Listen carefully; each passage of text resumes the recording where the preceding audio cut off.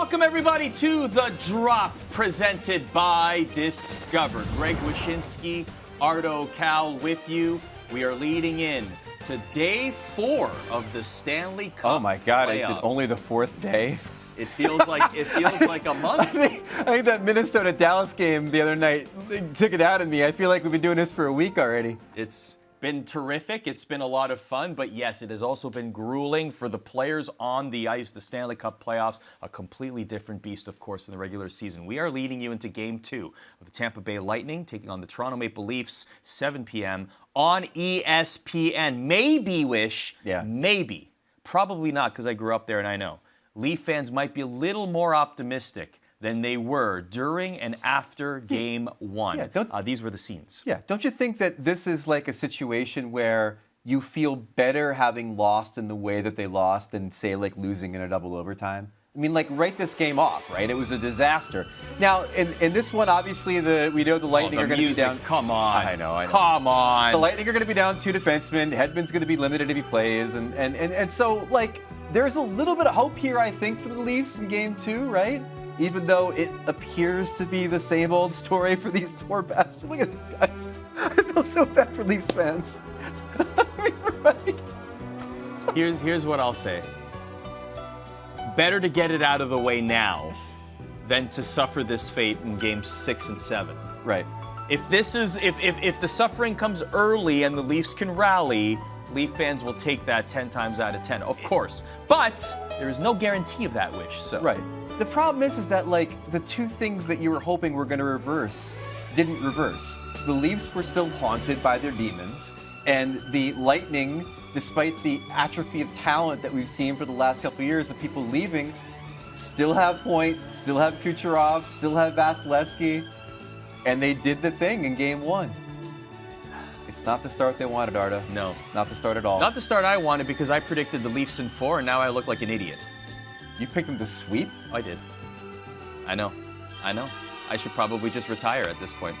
Nevertheless, the Boston Bruins are certainly not retiring, even though they lost game number 2 in surprising fashion, too. It was an emphatic victory by the Florida Panthers. One of the keys here, Linus Ullmark gave up a lot of goals in this game, but some of those goals came on egregious turnovers, goals they would want back. Yeah. Turnovers were a key to Game 2.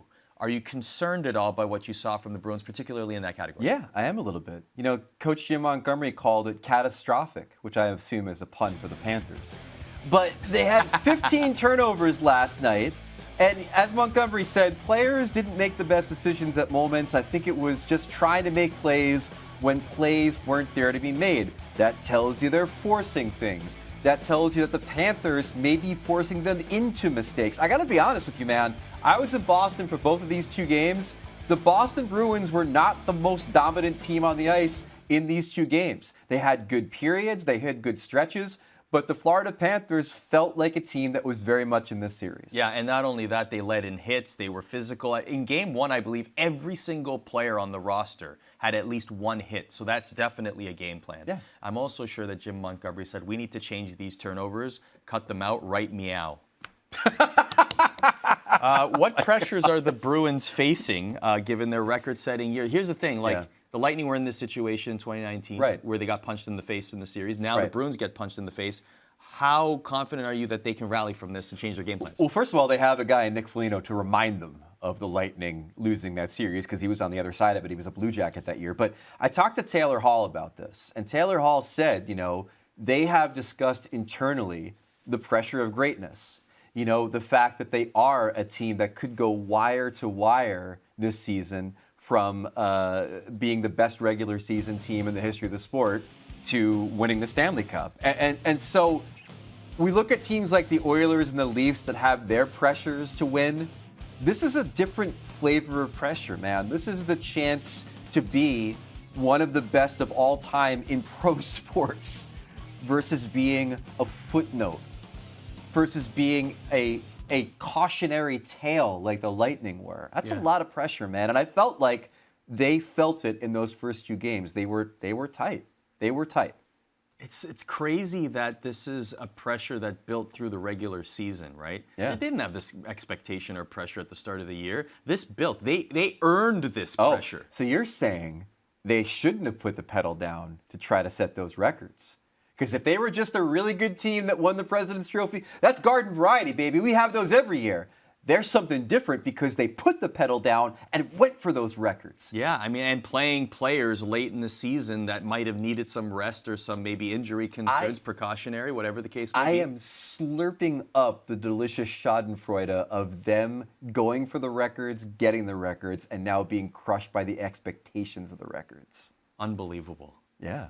That is a mind meld right there. Outlook for Game 3 now as the series shifts to Florida. Well, the big story, obviously, is the absence of Patrice Bergeron, and that remains the big story. Speaking of players that played in the late stages of the year. Right. So, we don't know what his deal is. We know it's not an illness anymore. We know it's definitely an injury. He has skated before the Bruins practices on multiple days. As of this right now doing the show, we don't know if he's traveling to Florida.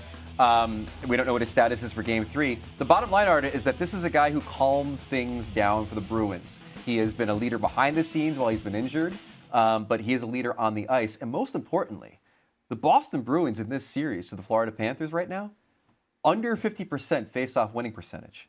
What does Patrice Bergeron do better than anybody we've seen in the NHL? Yeah. Win face-off. At So the dot. his loss is being felt both spiritually and physically and definitely in the face-off circle. So you mentioned the President's Trophy, obviously the historic year, what you mentioned there about the weight and expectation. That does, let's be honest, the Florida Panthers felt it last year as well. Yeah. Right? There's always that. It's almost like a first overall pick in the draft. Like there's always an extra spotlight on you when you are the best regular season team in the NHL, no matter if you break records or not. Yep. Do you think that the Boston Bruins can reverse this curse? I think they have the ability to, but I think we also have to remember that in the wild card era, the President's Trophy winner has been extra hurt and hindered by this format. I mean, we've not had a single President's Trophy winner make the Stanley Cup final. All but two of them lost in the second round. The last team to win the President's Trophy in a full 82-game season and win the Cup was the 07-08 Red Wings. The Blackhawks, of course, won it in 2013, but that was a 48-game season. The two teams that held the NHL record for the most wins in a season, the 95-96 Red Wings and the 18-19 Lightning, did not win the Cup. They did not win the Cup, Arda. So the Bruins are facing a pretty arduous path to begin with because of the bracket that they currently exist in, where they got to get past these pesky Panthers first, and then face the winner of the Lightning Leaf series. But as you can see, being the best does not necessarily mean that you're going to end up the best at the end of the Stanley Cup playoffs. The President's Trophy curse, huh? Well, that got us thinking. All right, so we just got done talking about the Boston Bruins and the President's Trophy. So now we present to you our Drop NHL Spooky Ratings. This is where we take well-known, commonly recognized superstitions in the world of hockey and we rank them from the most spooky to the benign. Benign, the cursed to the allegedly cursed. Horrifying to hype. Exactly. And you can see we have some at the bottom here. There's even one hiding on the other. There it is, touching the cup. That's the other one right there. All right, so let's go from what, 5 to 1? Yeah, let's go with the 6 to 1. Let's go with the most benign first. Okay. And that has to be don't touch the conference trophy. Oh yeah. Right? That's got to be the most benign. At this point, teams are openly embracing it. I think Sidney Crosby nuzzled it against his chin when they won the conference one year. Like, they don't care anymore. Look at that. Billy Daly, Ovechkin, they're touching it. Ovechkin is just like lugging it over. Like, let's go, boys. They don't care. The conference trophy curse is basically done. Teams have embraced it. Feel free to touch it. Look, Sid coming over, shaking hands with Bill Daly, and look what I got. Look what I got, boys. Raise it up. God, look how young Sid looks there. I agree with you. I think that this is the last time we should even talk about this in the realm of a curse. Yeah. I think we're retiring it. The Drop is officially retiring the lifting conference trophy, touching conference trophy as a curse. It's officially gone. It's not even a curse anymore. The next one on the list, the Bieber-Drake curse, Arda. Controversy starts. What is this about? Well, Justin Bieber and Drake are cursing the city of Toronto sports. How so? How so? By being fans. That's all they need to do. That's all they need to do. They apparently both cursed the Leafs in 2019, right? They showed up to Game 4 and Game 7, both losses. Look at this. Look at this. Now, the Maple Leafs in general are completely cursed, 6 straight losses in the first round, but you believe that it does track back to these 2 Toronto-based celebrities. If you're going to point to one singular thing, one singular event, it's the fact that Justin Bieber and Drake have completely cursed this team. Since Justin Bieber became a professional musician, how many rounds in the playoffs have the Leafs won? How many have they won since he was born? Exactly. A couple? Probably a couple. Few? Exactly. More than a few? Next up on the list, don't step on the locker room logo. Okay. Is the next cursed thing on the list. This is a bane of my existence, to be honest with you, as a journalist. These teams, the Florida Panthers just did it on the road in Boston. They had a logo the size of this table in the middle of their locker room, and they say don't step on it. The Bruins, to their credit, though, took the logo from on the floor, where I swear to you, interns used to protect it from the media's feet, and they put it on the ceiling, which makes the most sense because you want it to be, you're supposed to honor it. Put it closer to heaven, Arda. Yes, right? I agree. The Blue Jackets do that as well. Yeah. But here's the thing, and I even asked, is it okay to walk under the logo? And that's allowed. That does not break any curses. Yeah. It's just simply step You on have, the if you logo. walk under the logo, you have to go, gotta kiss the sky. And that's okay, though. Yeah, That's okay. absolutely. You can be in its vicinity. And by the way, your beloved New Jersey Devils sometimes put a velvet rope around it. It's insane. It's insanity. Number 3. Number 3 on the list, the EA Sports NHL cover curse. It ain't just for Madden, baby. We've got our own cover curse. Arda. How so? Please. 27 covers. Okay. 25 teams have either lost in the first round or not made the playoffs at all in the year in which their athlete appeared on the cover. Isn't that nuts? That's a lot. It is a lot. Who's on the cover this year? Is it McDavid? No. It was Zegras. it was Zegras. Trevor Zegras. Nurse, exactly. Ah. Now Sarah Nurse is not correct. there is a caveat here. The year in which Patrick Kane appeared on the cover, the Blackhawks did win the cup. Yeah. So there is something there. Yeah, there's something to be said for that. But the rest of the time, just 1 out of 27 EA Sports covers went on to win the Stanley Cup. That's awful. Yeah. That's really bad, I know. actually. I'm starting to think we should put this higher. If I'm a player, yeah, right. Like, that might be number 1. Are you kidding me? My goodness. Trevor Zegras is looking at this like, well, now I know why the Ducks didn't make the playoffs. Can it work in reverse to get Bedard? I mean, in fairness, it appears to only affect the males because Sarah Nurse did okay. Oh, exactly. That's what I said. Yes, Canada did okay. Number 2. Number 2 overall, President's Trophy curse. Again, our sweet Boston Bruins have to think about this year. The numbers bear out that the President's Trophy for the league's best record usually does not mean you're going to win the Stanley Cup. In fact, in the wild card era, Arda, the winner of the President's Trophy has never even made the Stanley Cup final. All out of, except for twice in the wild card era, the President's Trophy winner has gone out in the second round. And so the President's Trophy curse is real, in my opinion, sir. And that's exactly why the Florida Panthers won Game 2. So I would have flipped these. However, Yeah. you made a great statistical point. Yes. The Patrick Kane 2010 cover really cements it in the 3rd position, and the President's Trophy now sounds worse based on what you just said. It's a curse. It's absolutely a curse. That definitely is cursed. This is cursed territory. It's the curse of expectations. It's the curse of success. It's a burden that these teams have to live with. Yes. Right. And number 1, the one left, touching the Stanley Cup, even though we do have a documented example of this being broken technically, but Right. why is this? Like, why is this so prevalent? Everyone knows this. Don't touch the cup, ever. And it's like probably the most well-known curse amongst the players. Like they know, don't touch the cup. Now, there are 2 instances that we can point to where this did not impact players. There was TJ Oshie, who touched it as a kid and then won the cup in 2019 with the Capitals. And there was Kevin Shattenkirk, who kissed it as a kid and won it with the Lightning. So the thing about this being number 1, Arda, is I wonder, is there a certain age at which you're safe to touch or kiss the cup, but anything over that age, and you are then cursed to never win it? I think the first year that you truly are in the system to make it to the NHL, when you become like, what is that, like the OHL, maybe junior? Right. When you get to junior, right, that's where it starts. I like that. That's so what I the minute you're in the pipeline to become a professional, when you know that might be your path, you are no longer a fan, and you lose access to kissing or fondling the cup. Correct. And then therefore, if you touch it, then it's cursed. I like that. Like Brock Faber playing for Minnesota NCAA, you're not kissing the cup. Right. You're not touching the cup. You're not At touching that point, you're going to make the Minnesota Wild. Precisely. So I like that a lot. I've touched the cup multiple times, and so have you, and we're not going to win it. Yeah. So nope. Unlucky for us. You're not going to find a better name for a segment than this. Welcome to Cup Check, presented by Discover. Thanks, Discover, for sponsoring this segment this week here on The Drop. This is where we take a look at some of the teams who are on their way to the Stanley Cup, or at least trying to make runs. We're going to focus on the Rangers and the Devils. All right. Game number 1. So the Rangers have a 1-0 lead in the series. They dominated game number 1. The Devils are new to the dance. The Rangers made the conference finals last year. Why don't we start here in terms of game 1 and what you saw? Yeah.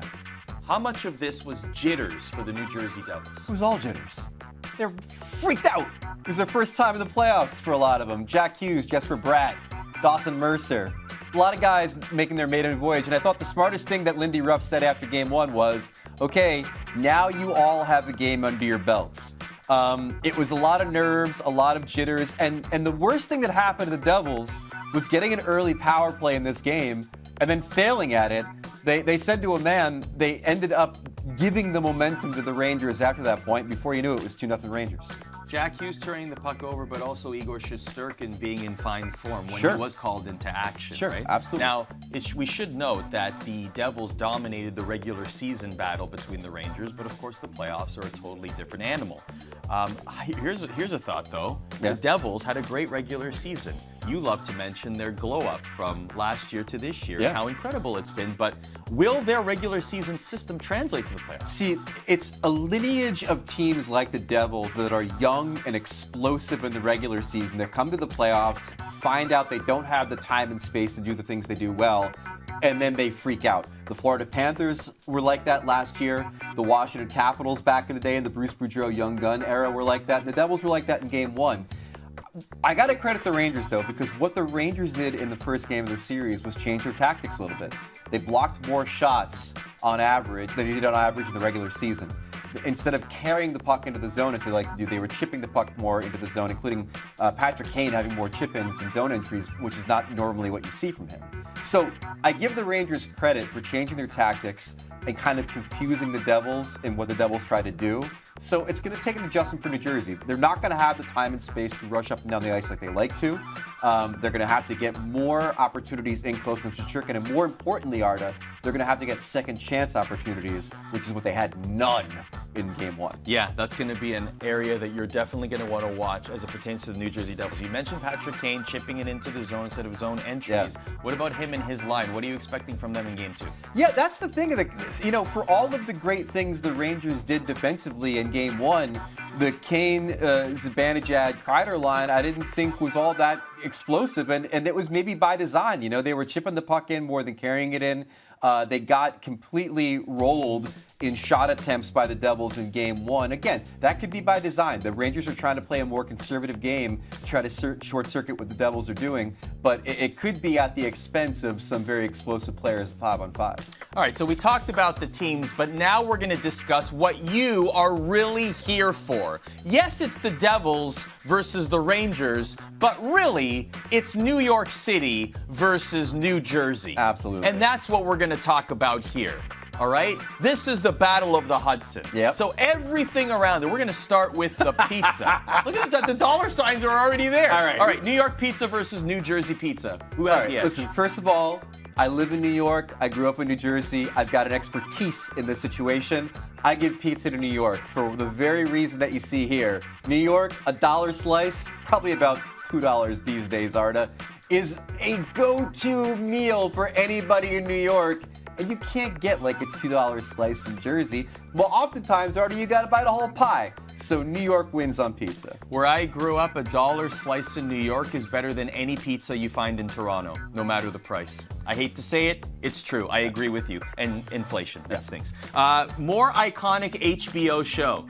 Oh, come on. We're talking about The Sopranos against Sex and the City. It is obviously The Sopranos, one of the greatest prestige television dramas of all time. Tony Soprano trumps Carrie Bradshaw. And by the way, I liked the Sopranos prequel movie they made. I did not like, and just like that, the sequel series to Sex and the City. So Sopranos all day. Yeah, Sopranos by a mile, by the way. Like, absolutely. I will say this, we did limit it to HBO because if we didn't, then you'd get Friends and you'd get other shows. So it would be a really long conversation. Jersey Shore. Yeah. What? Jersey Shore? You said television. Yeah, that's true. Shout out to Pauly D. Musicians. Okay, so we got ourselves on the New York side, we've got Billy Joel, Wu-Tang Clan, Tony Bennett, Mariah Carey versus Bruce Springsteen, John Bon Jovi, Frank Sinatra, Whitney Houston. Who would you give this to, Arda?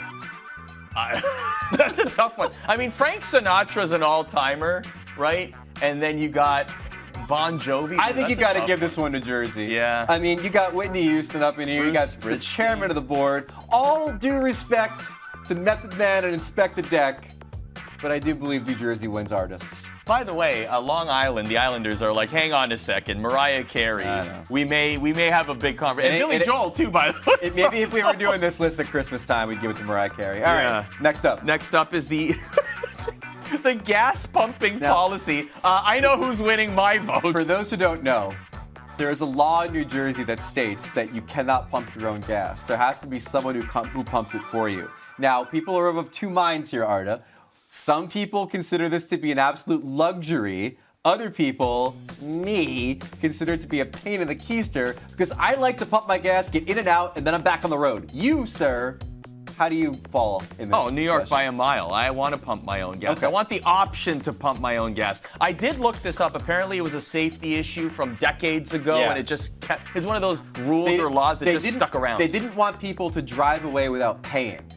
It was the rule. This was the land before debit cards. Again, times have changed. I understand it, but I got to tell you, there is no worse feeling in the world than when you're in a rush and you're sitting in your car and you're helplessly looking at that little man and he's walking from pump to pump, ignoring you. So I'll give it to New York there. All right, finally, the Statue of Liberty. All right. Point of contention. New York, New Jersey. Who wins it? It's a tie. It's a tie. Because while Liberty Island is closer to the Garden State, Arda, the National Park Service says it is located within the territorial jurisdiction of the state of New York per a pact between the two states ratified by Congress in 1834. They both basically have the Statue of Liberty, even though it's more recognized as New York City. So this one, in the Battle of the Hudson, is a tie. I wonder what it will be lit up as, depending on who wins the series. We shall see. We shall see.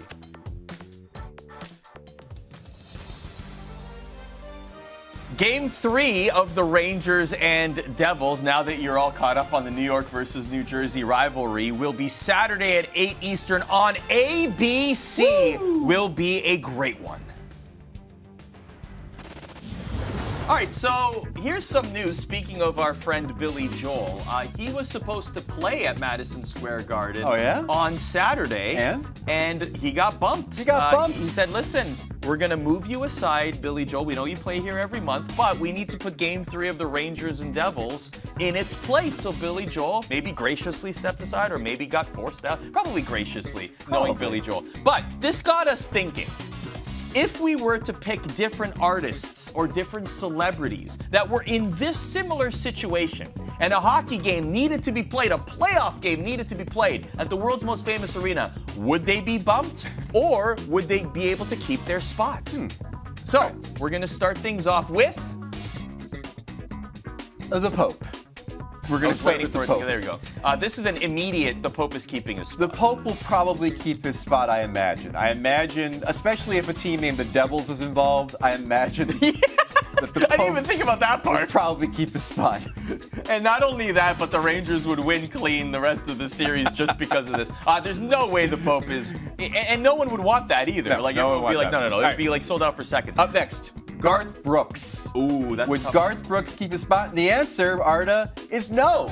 because in 2015, Garth Brooks canceled his 3 Tampa concerts because they conflicted with the Lightning's Stanley Cup run. So there you go. Garth Brooks out of there if there's playoff hockey. Okay, I like that one. The next one we're going to talk about is Taylor Swift. I'm going to go hard no on this one. I think Taylor Swift not only keeps the MSG date, but does 3 more dates, and then the NHL is a real problem. All due respect to the Pope, I sincerely believe this.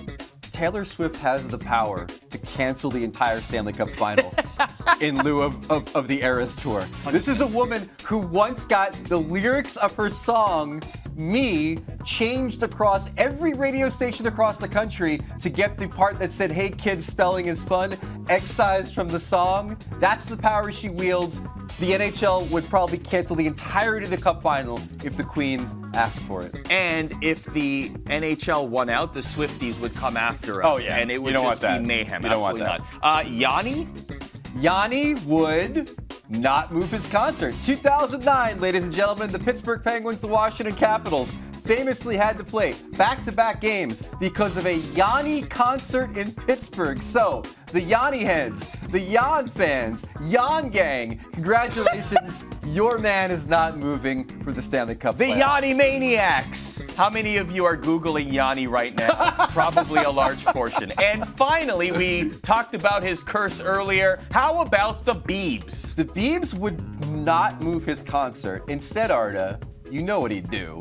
He'd incorporate it into the Stanley Cup playoff game. Absolutely. It would become Justin Bieber X Stanley Cup playoffs, and maybe they put him on a stage above the ice the entire time. And all the teams are wearing reversible jerseys made by Drew House. Drew House. Exactly. So Bieber would kind of like co-op or corrupt the Cup final. Co-op. Co-op. Yeah, not corrupt. Probably corrupt. He was a cursed artist, right? But yeah, that's true. But if there's any artist that would collab with the NHL in that moment, it would absolutely be Justin Bieber. All right, back to the hockey. You know, at ESPN.com this week, we did a ranking of the top 50 players in the playoffs. Apologies to Leon Draisaitl and his family. You are not as good as Jack Hughes. But here on the drop, I don't know what happened there either. Here on the drop, we wanted to give you a little bit of a deeper analysis. Who are the biggest X factors in these playoffs, Arda? Okay.